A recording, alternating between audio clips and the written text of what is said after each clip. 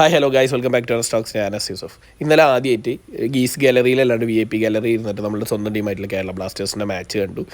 നമുക്ക് VIP tickets എടുത്തിരുന്നത്. VIP ടിക്കറ്റിൽ നമ്മൾ ഉള്ളിൽ കയറിയപ്പോൾ തന്നെ അവർ നമ്മൾ ഒന്നൊരു ബാൻഡൊക്കെ തന്നു. അതിൻ്റെ ശേഷം നമുക്ക് കഴിക്കാനുള്ളൊരു ചിക്കിങ്ങിൻ്റെ ഒരു ബോക്സ് ഉണ്ടായിരുന്നു. അതുപോലെ കുടിക്കാനുള്ള വെള്ളം, സോഫ്റ്റ് ഡ്രിങ്ക്സൊക്കെ അവർ പ്രൊവൈഡ് ചെയ്തു.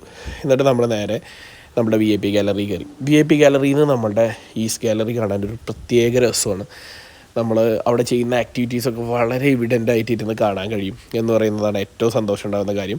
മാച്ച് ഇങ്ങനെ പ്രോഗ്രസ് ചെയ്തുകൊണ്ടിരുന്നു. ഫസ്റ്റ് ഹാഫ് ഗോൾ ഒന്നും വന്നില്ല. സെക്കൻഡ് ഹാഫിൽ ഇനീഷ്യലി അവരൊരു ഗോൾ അടിച്ചു. പിന്നീട് നമ്മൾ തിരിച്ചടിച്ചു. നോഹ സദോയുടെ ഒരു മനോഹരമായിട്ടുള്ള ഗോൾ. ആ സമയത്ത് സ്റ്റേഡിയം ഒരു ഇളക്കി മറിയലുണ്ടായിരുന്നു. ഭയങ്കര ഹാപ്പിയായിരുന്നു. ബേബി നൈറ്റ് ആദ്യമായിട്ടാണ് സ്റ്റേഡിയത്തിൽ വരുന്നത്. ബേബി റിയലി എൻജോയ് ചെയ്തു.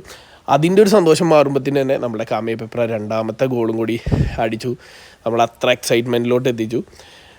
എനിക്കും വൈഫിനെക്കാട്ടിയും കൂടുതൽ എക്സൈറ്റഡ് ആയിട്ടുണ്ടായിരുന്നത് ബേബിയാണ്. ഭയങ്കരമായിട്ട് എൻജോയ് ഉണ്ടായിരുന്നു.